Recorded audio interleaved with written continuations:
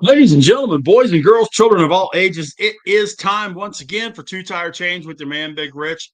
And boy, I tell you what, lots to talk about. Rain dealing with the both races, affecting both races at Dover this past weekend. We got big races coming up at the Indianapolis Motor Speedway. And for those of you that thought the truck season was over, nope, they had 3 weeks off, but they start back up this Sunday at Indianapolis Raceway Park. We'll talk about all that and a whole lot more on this week's edition of Two Tire Change. I'd love to hear any comments, questions that you have. Hit me up on your favorite streaming platform as you're watching the broadcast tonight. And looking forward to this. It's going to be fun to talk about. First things first, let's talk about the Xfinity race on Saturday. Only 134 laps in Dover as weather affected the finish of this one. In essence, 2/3 of the expected distance of 200 laps. But Connor Zilich gets his first oval victory in the Xfinity Series, led 77 of the 134 laps in the race. And, it was a very interesting race as things went. Eric Almirola comes in second. Brendan Jones came in third. So, Zilich has definitely been a difference maker in the Xfinity Series. He's led laps in 15 of the 19 races this season, 3 wins, top 5 in 8 straight races. So he definitely he's a road course guy. That's his forte. But it's definitely the case where he is an 18-year-old kid that, let's be honest, is really setting the Xfinity Series on its ear, and it's good to see. As I mentioned, he did get his 3rd win of the season. Almirola second, Brandon Jones third, defending champion of the series, Justin Allgaier in 4th, Jesse Love 5th, Ryan Sieg 6th, Taylor Gray 7th, Sheldon Creed 8th, William Sawalich, another nice finish for him, 9th, Christian Eckes in 10th, who's had an absolutely rough season. Top 10 for Christian Eckes there at Dover. Speaking of rough seasons, Parker Retzlaff gets a top 20, coming in 19th. So congratulations to him on that. Jeb Burton in 20th. Raja Karuth moving up from the Truck Series to run the 32 car. He came in 22nd. Sammy Smith in 24th. A couple of guys that you probably were expecting to see do better. Nick Sanchez and Ross Chastain end up 37th and 38th, respectively. So as we look at the series and the stats, this is getting interesting. Connor Zilich has won 4 races this season. He leads the series. Justin Allgaier has 3 wins. Austin Hill has 3. So half of the races this season have been won by these 3 guys. Then, of course, you got Jesse Love, Brandon Jones, Sammy Smith, Nick Sanchez, and Eric Almirola, all with 1 point. So that's we still have 1, 3, 5, 8 drivers out of the 12 locked in to the playoffs that'll be starting here in a few weeks. Sam Mayer is still in that 9th spot based on points. Carson Kvapil is next. Sheldon Creed is after him, and Taylor Gray holds that last playoff spot. He has a 29-point lead over Jeb Burton and a 36-point lead over Harrison Burton, both of which kind of struggled this past week in Dover. So not the best of results for those guys. No big losers, no big winners. Nobody moved more than 2 spots any direction. Matt DiBenedetto, Anthony Alfredo, Nick Sanchez all lost 2 spots on the grid. Connor Zilich moved up 2. Taylor Gray moved up 2. That was a big move. That was the big move of the weekend, was Taylor Gray making up all that space, thanks to the misfortunes of Burton and Burton. That was definitely a bad deal. So, we go to Indianapolis Motor Speedway. Going to be interesting to see how this plays. It is an aerodynamics race, but it's not really a drafting race. It's not like you're going to see at Talladega or Daytona. It's more of a Pocono style of racing than what you're going to see at Daytona or at Talladega. So we'll see how this plays out for these guys. I'm really interested to see who ends up pulling out the next several races here in the Xfinity Series. Connor Zilisch has proven, it's him and Shane Van Gisbergen when it comes to the road courses. And there's one more coming before the playoffs. Actually, two more, excuse me. So you got to really kind of keep your eye on that one. After Indy, you've got Iowa, which is a 7/8 mile track. Watkins Glen, the road course I mentioned. Daytona, which anything can happen at Daytona. Portland, Oregon, and then Chicago, the Worldwide Technology Raceway. So, we've got 6 more races, excuse me, to get more winners in there. But a lot of these guys have got to keep up that consistency as well in order to get themselves into the playoffs. And then once you get into playoffs, as we've seen previously, anything can happen. So it's going to be a fun next several weeks as these guys try to get in to the playoffs. Moving to the Cup Series, Chase Elliott was on the pole for the Dover race, and Chase Briscoe was right next to him. Christopher Bell in third, Reddick fourth, William Byron fifth, Shane Van Gisbergen qualified sixth, Michael McDowell qualified seventh, Joey Logano eighth, Ty Gibbs ninth, Kyle Busch qualified 10th.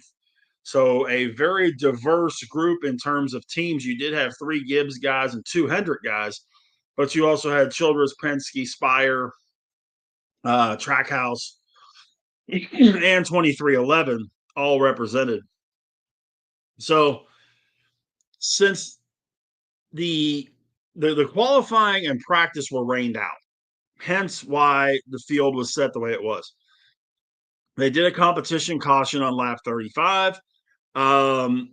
Everything went smooth. It's not, no big issue. But on lap 10, SVG told his team that he thought something was broken in the front of his car. He was outside the top 30 after getting that 6th qualifying spot. So he has to pit under green. Dover's a 1-mile track. So a lap and a half is lost if you come in for a green flag pit stop, an unscheduled green flag pit stop. So that's very important at a track like that. But it was early enough, that I'm sure Van Gisbergen and his team were thinking, okay, we've got time to get the lap back and we'll be able to get back into this thing.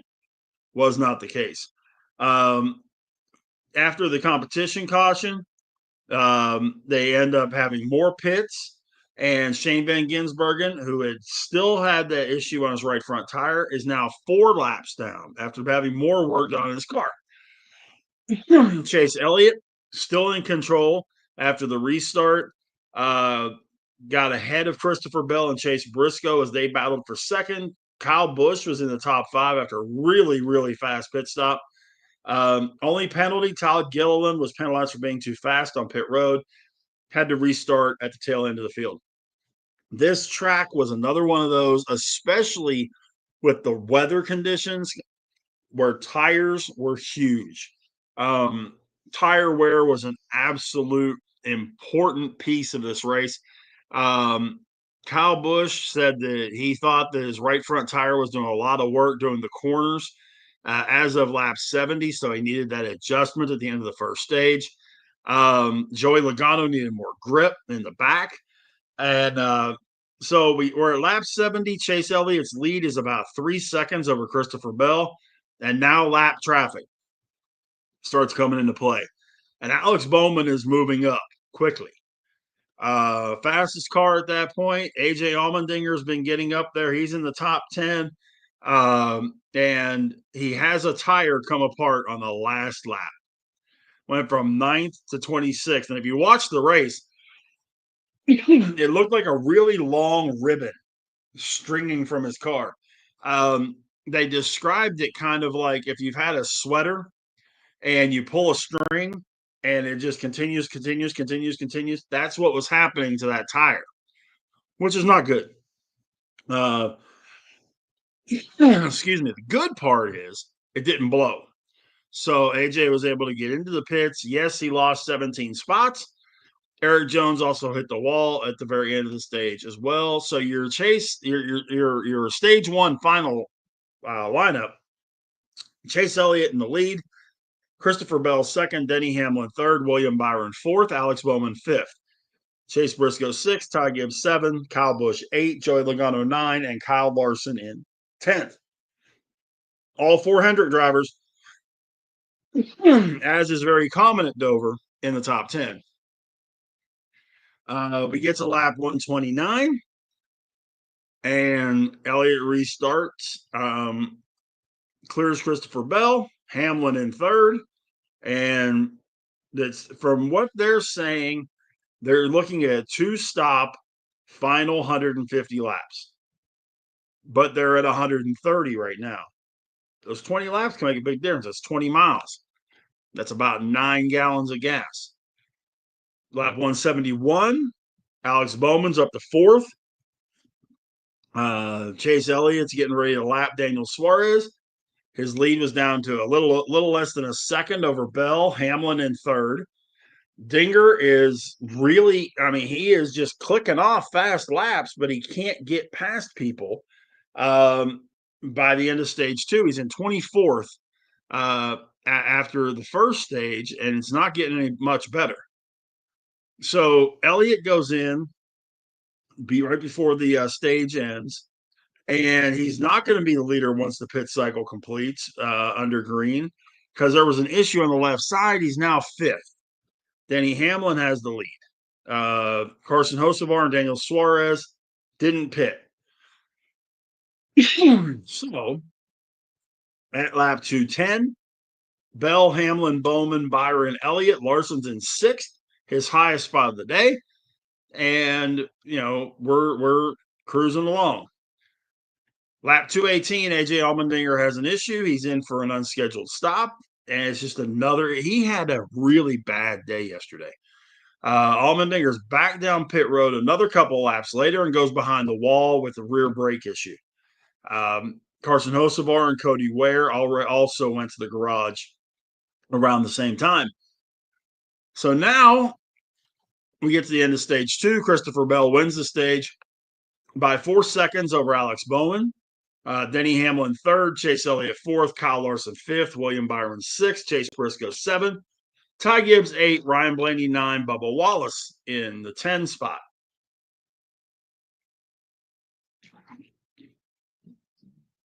Pardon me. Very dry air here in the Central Texas area, so I apologize for having to clear my throat here quite so often. But we get to kicking things off in stage three. Chase Elliott and Christopher Bell are side by side. Elliott jumped 2 spots on pit road, so he's up on that front row. And Bell spins on the outside in turn 3. No contact. It was side draft, and it takes Bell's chances to win right out the window. He ends up at the back of the field, and it was definitely weird because it was an aerodynamic spin. There was no contact, but Bell didn't hit anything. Didn't hit the wall, didn't hit the inside wall, didn't hit anything. So he lost a bunch of spaces, but he didn't tear up his car. I'm not sure if that's good, bad, or indifferent. It's still a loss of a bunch of spaces. Elliott's back up front, 3 by 3 car lengths over Denny Hamlin. And then Alex Bowman passes Hamlin for second place. Elliott builds his lead up to 3.6 seconds with 100 laps to go. And Everybody's talking about there's rain coming toward the track. There's rain coming to the track. Well, we just shortened the race yesterday on Saturday because of weather. This race started 2 hours earlier than what Saturday's race did. So keep that in mind. There was a scattered storm cell that came in from the north. The final pit stops will be starting around lap 325 or 330, but the weather can make a difference. Kyle Larson had worked himself up to fourth, and the leaders pit at 330. Elliott, Hamlin, only Christopher Bell, Austin Dillon, and Justin Haley are staying on pit road. Joey Logano and Josh Berry were penalized for speeding on pit road. So at lap 337, Christopher Bell leads as the caution comes out. There are only 6 cars on the lead lap. Bell, Austin Dillon, Chase Elliott, Denny Hamlin, Kyle Larson, and Alex Bowman. William Byron is the free pass. So that gives you your 7th guy on the lead lap. So you got 4 Hendrick drivers, but they're all on old tires. We'll see how this plays out. Lap 340, Bell, Dillon, Elliott all pit. And the NASCAR is thinking that it's going to go back to green. Elliott only changes right side tires. Also keep that in mind. Denny Hamlin has a great restart whenever they get back out there. Leads Christopher Bell, Chase Elliott ahead of Austin Dillon for 3rd, but they're behind Hamlin. Hamlin's doing a really good job of keeping Christopher Bell behind him, and the weather is coming. Then you have a caution on lap 383 because Ross Chastain hits the wall in the backstretch, and not only are the tires needed, but you need clean air to be able to make passes because, as I was talking about earlier with some of these guys, passes were very, very difficult to make. So now it comes down to that question. 14 laps to go, question answered. Red flag's been displayed for rain. The cutoff time was 7 o'clock Central, 8 o'clock Eastern. And they still had plenty of time because this was only like 4 Central. So they had plenty of time. They had their little cloud burst. Sun was back out. Weather was supposed to clear up. And it didn't take that long for them to get everything back. They were under red flag for 58 minutes. That's it. 13 laps left. Here we go. Going back on with under yellow conditions. Ryan Blaney's the first car to come down pit road, along with a bunch of the other lead lap cars.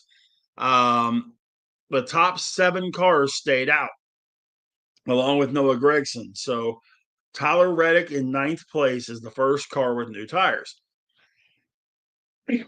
Well, Christopher Bell's in the lead, and he spins again. Almost took Hamlin with him. I almost wish he had. But Bell and Hamlin were side by side for an entire lap. Bell spins off turn 4, and no contact again. Byron and Gragson also crashed down the front stretch because where this all happened was the narrowest spot at the racetrack. And there wasn't a whole lot of room to move. And as Bell is spinning, people are dodging, and Byron and Gragson end up hitting each other. Bell had a little bit of damage. Byron had a good bit. So Elliott and Larson are fighting for second. Then Zane Smith spins, and we're headed to overtime. Chase Briscoe's got 4 new tires and in second place. So we get the green-white checker. Here it comes. Chase Briscoe had better tires, but Denny Hamlin fought him off, got the edge, blew ahead of Briscoe at the restart, and Denny Hamlin gets the win, his 3rd consecutive win at Dover. You guys, if you've been listening for any length of time, know what I think of Denny Hamlin. But, he did get the win this particular Sunday.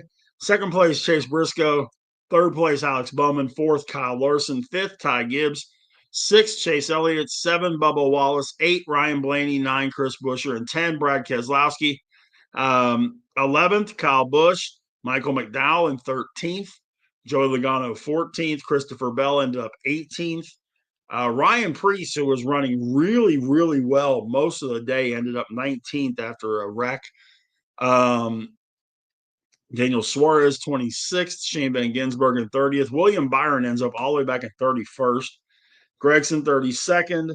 Uh, and as I mentioned earlier, AJ Allmendinger, 37th and last. So another repeat winner. So we don't have any change there. The standings did adjust a little bit. You now have Denny Hamlin with 4 wins, Kyle Larson with 3, Christopher Bell with 3. So 10 of the 21 wins on the Cup side go to 3 drivers. You also have William Byron with 1, Blaney with 1, Briscoe with 1, Logano, Chastain, Cindric, Barry, and then of course Van Gisbergen has his 3 as well. So but they're all road course wins. Yes, they get him into the playoffs, but I know we talked about this last week that there needs to be something done to adjust the win and get in.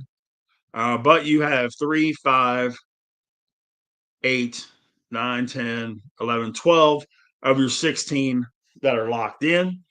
Your next 4 that would be in on points, Tyler Reddick, who is getting closer to actually locking in that, if it comes down to points, he would be in status.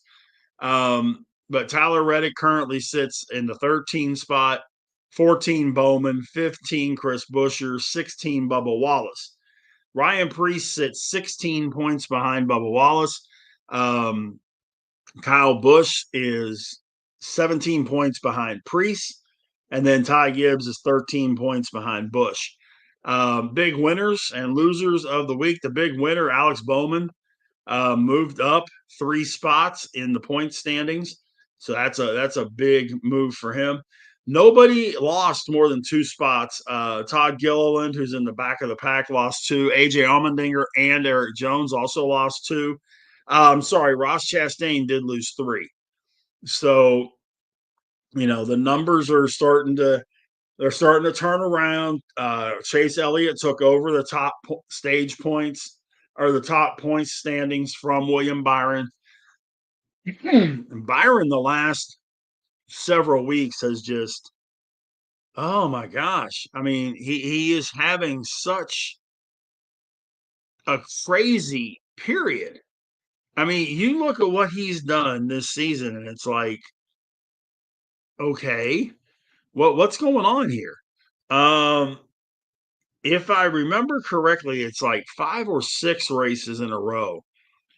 He hasn't finished better than 25th. And it's been for different reasons, which is crazy. But here we go. I'm sorry. It's 5 out of the last 6 and 6 out of the last 8. It goes all the way back to Michigan. 28th at Michigan, 9th Mexico City, 27th in Pocono, 37th in Atlanta, 40th in Chicago, 8th in Sonoma, 31st in Dover. 6 of the last 8 races, William Byron has finished 28th or worse, 27th or worse. It's freaking crazy for a guy who until yesterday was still at the top of the points, which tells you what he was doing before that time. It was top 10 after top 10 after top 10 after top 10 after top 10. And top 5s and top 10s and top 5 and top 10. I mean, it was just, that's what it was. From when he won the Daytona 500, 1, 2, 3, 4, 5, 6, 7. 7 of the first 10 races, he was in the top 6. It's crazy. It really is an absolutely crazy situation. So now these guys get ready to go to the Brickyard. Brickyard. Probably. I mean, you kind of could put it as far as the most famous racetrack in the country. whether it's Indy or whether it's Daytona. Either one. I mean, you've got all the tradition and all the Indy 500 and everything for Indianapolis Motor Speedway. You also have to look at, the NASCAR end of it as well. They've only been running there for 30 years. Jeff Gordon, the first winner of the Brickyard 400. Um, Actually, they used to run that race the weekend of my birthday, which is the first weekend in August, and now they have brought it back to where it's the last week of July. Um, but be that as it is, it's a great race. And it's always very competitive. I don't remember very many times in the course of this race existing that it's just been somebody checks out and it's over. Um, you have a lot of history here.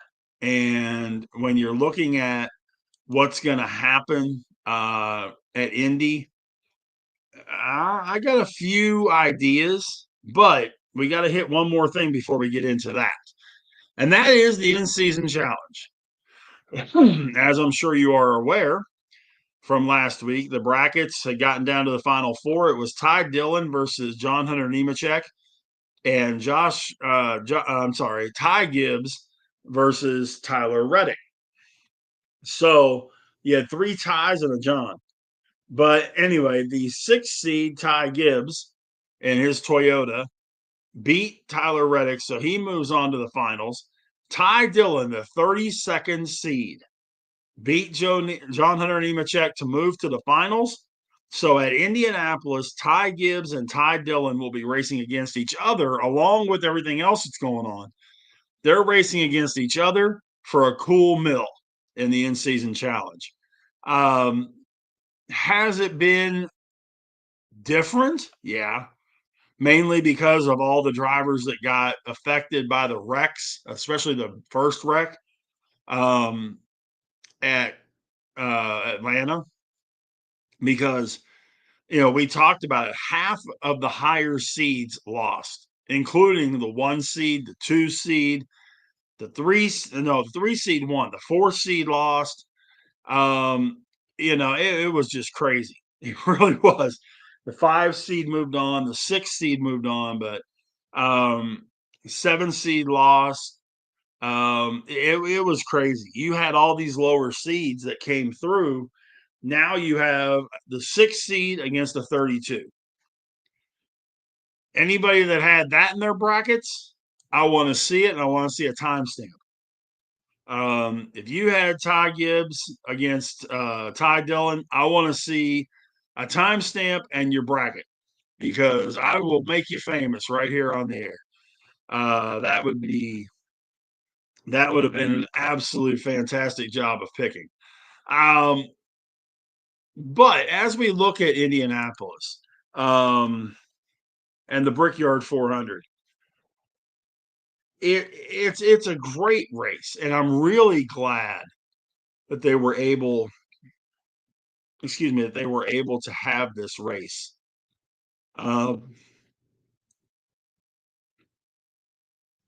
Take place, because like I say, it is the racetrack, you know.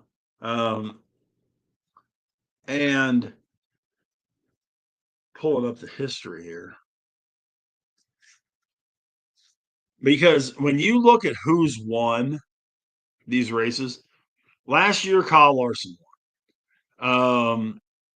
But when you go down the list, I mean, you really have you start off like I told you guys, 1994, Jeff Gordon, Dale Earnhardt, Dale Jarrett, Ricky Rudd, Jeff Gordon again, Dale Jarrett again, Bobby Labonte, Jeff Gordon a third time. Yeah, you heard that right. Bill Elliott in 2002, Kevin Harvick 2003, Jeff Gordon for a fourth time in 2004, Tony Stewart, Jimmy Johnson, Tony Stewart again, Jimmy Johnson again, and a third time in '09, Jamie McMurray in 2010, Paul Menard in 2011. That was a crazy race. 2012, Jimmy Johnson won his fourth one. Ryan Newman in 2013, Jeff Gordon again in 2014, Kyle Busch in 15 and 16, Casey Kane in 17, Keselowski in 18, Harvick in 19, Harvick again in 20. And then they did the road course in 2021. AJ Allmendinger won that one. They also did the road course in 22. Tyler Reddick won that one. 23, the road course, Michael McDowell won it. They went back to the oval last year, and Kyle Larson won it. So, who's going to win this year? Well, if you go off of the odds that our friends in Vegas have put up, and of course, this is for entertainment purposes only, Denny Hamlin and Kyle Larson are your two favorites. Chase Elliott is your third favorite. William Byron, fourth. Blaney, Bell, Briscoe, Bowman, Logano, Kyle Busch, Ross Chastain, Tyler Reddick. Those are your guys that are 18-1 or better. It's another one of those races that, a lot of different guys could win it.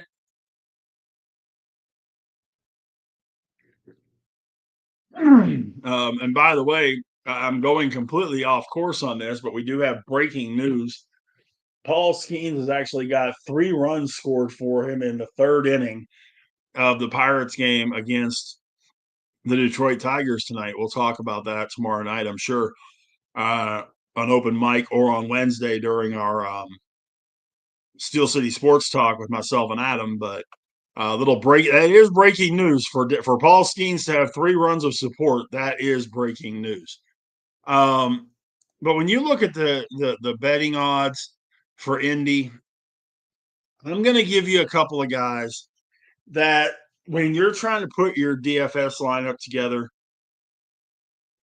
you've really got to watch out for. And because they do so well on these bigger courses.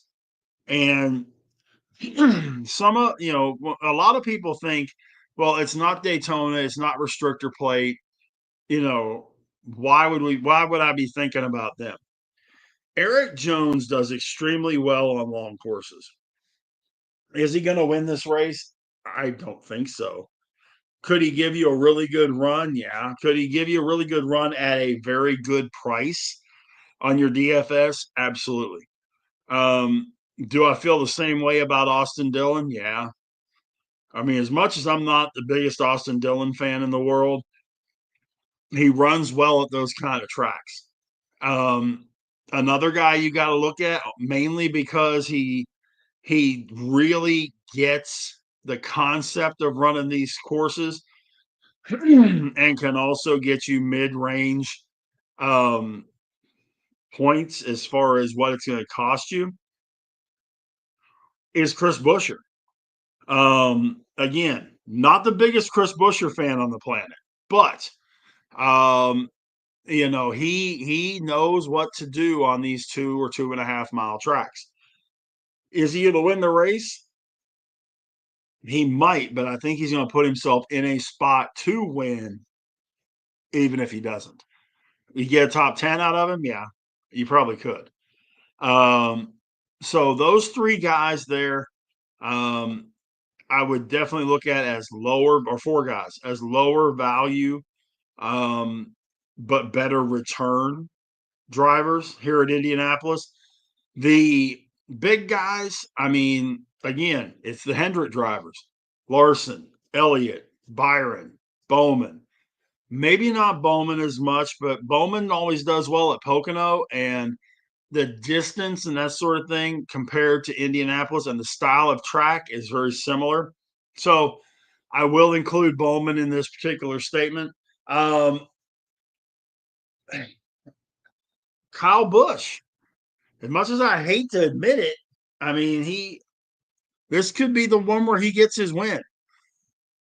He's got a long dry streak that he's trying to break. And that's the only way he's going to get into the playoffs, unless he finishes like top 3 the rest of the way and doesn't get a win. That's the only way he's getting in is to win a race. This one is one that he could very possibly end up winning. Um, in comparison to some of the other ones, I don't see him winning at Watkins Glen. Uh, I really don't see him winning. Well, he could win at Iowa, but I don't see it. Could he win at Richmond? Yeah. Could he win at Daytona? Anybody could win at Daytona. That's the great part about Daytona. But that's the last. I mean, that's the other part of it too.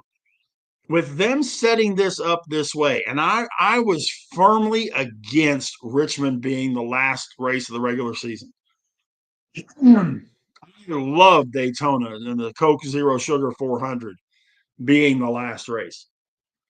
And I'm sure you're thinking, Rich, it's still beating and banging. It's still tearing cars up. It's still, yeah, no. You can drive, you could drive and win with a beat up car at Richmond. You can't do that at Daytona. You get going too crazy. You get in one of those big wrecks and you're done. So you're going to see a lot of guys when we get to that race. You're going to see a lot of guys that are going to be aggressive but careful at the same time. I think you're going to see a lot of guys lay back until about the last 30 laps, 30, 35 laps. And then it's especially for those guys that are, win and you're in, or if you don't win, you're out. A Kyle Busch, a Bubba Wallace, maybe Ryan Priest. Somebody you're gonna take a couple more chances than you normally would. So keep that also in mind that you've got to make that, you know, as as one of our old football coaches used to say, it's not cutting time. You either go or you don't. And if you want to run the last 10 races just for the sake of running the last 10 races, and if you win, you win. If you don't, that's great. That's one thing. If you want to run for a championship, you're going to have to win that race. And there's going to be a lot of guys that are in that spot. So that's going to be fun to talk about and look at in about 4 weeks. This week at Indianapolis, it's another one. There's a lot of guys that could win this thing, man. A lot of guys that could win it. So keep that in mind. Josh, I think this is really cool that Larson's going to be out there.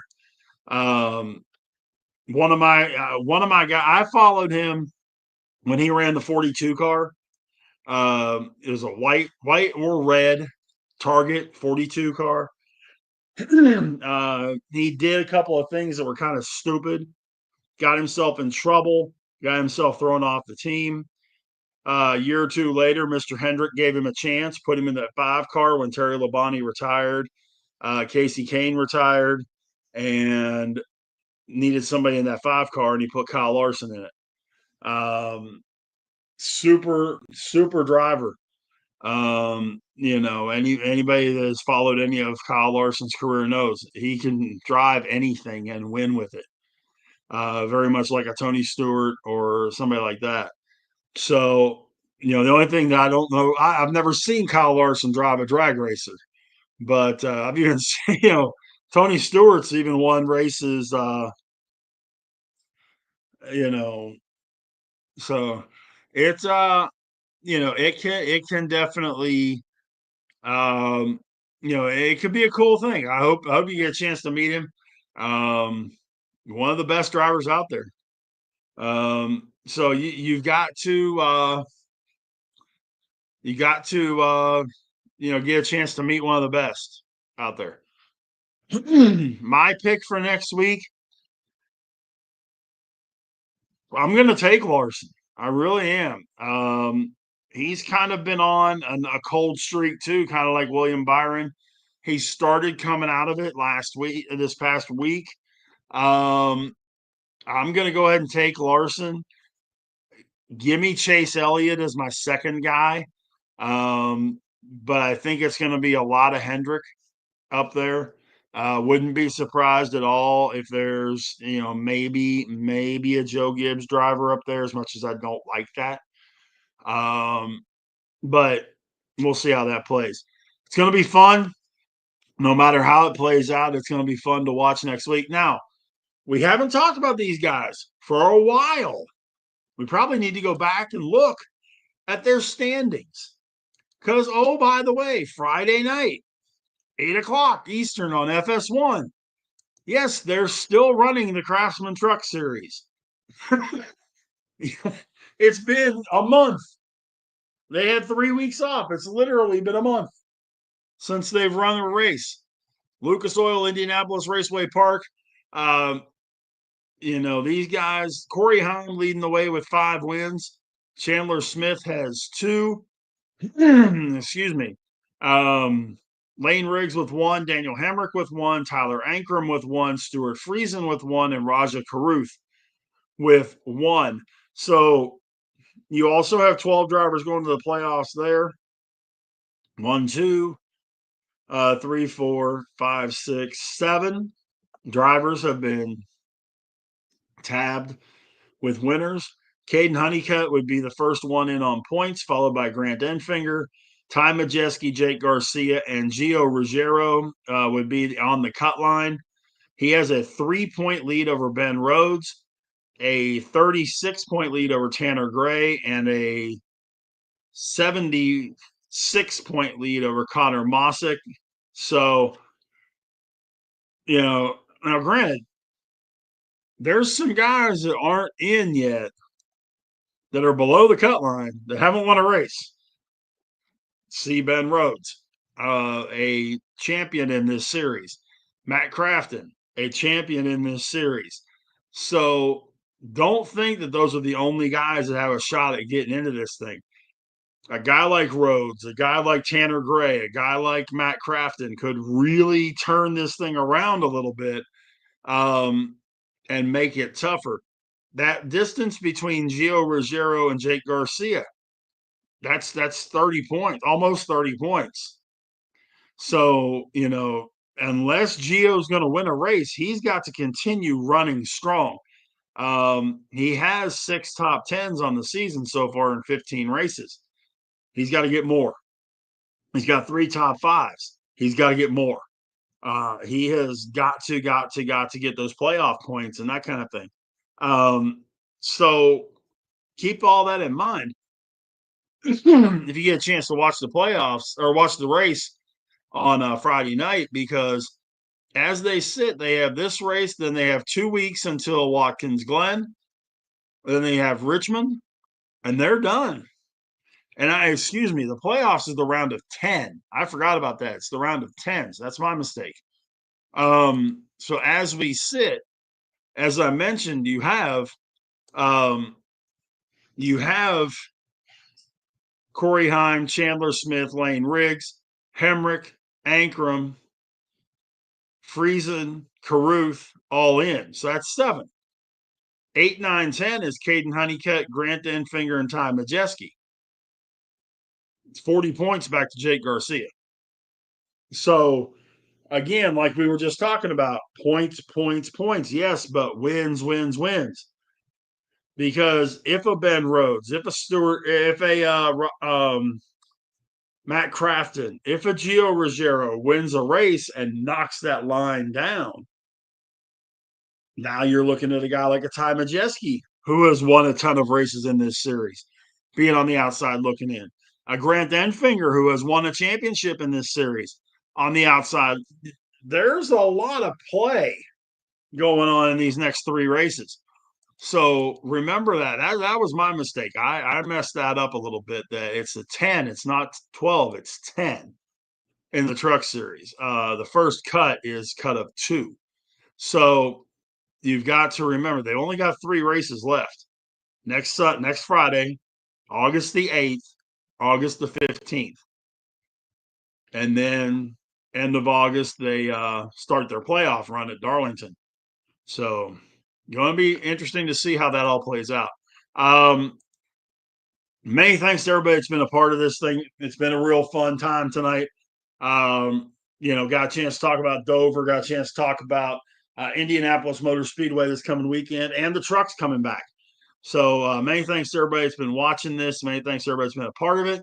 Check us out at Driving to the Top Productions tomorrow night, 9 Eastern, 8 Central. It will be the open mic night with a bunch of the guys from the Driving to the Top crew. From Wednesday night, 9 Eastern, 8 Central, it will be myself and my guy Adam, as we will go Pittsburgh talk, Steel City Sports Talk. We talk Pirates, Penguins, Steelers, Panthers, you name it. So we get into all that, and then God only knows where we go from there. So hopefully we have a good time with all that with you. Again, next Monday, right here, 7 Eastern, 6 Central. It is Two Tire Change with your guy, Big Rich. And until then, many thanks to everybody that's been a part of this. My name is Big Rich. Get me on Twitter at BigRich8371 or get me on Facebook with just my name, Rich Richardson. Until next Monday, 7 Eastern, 6 Central. So long, everybody.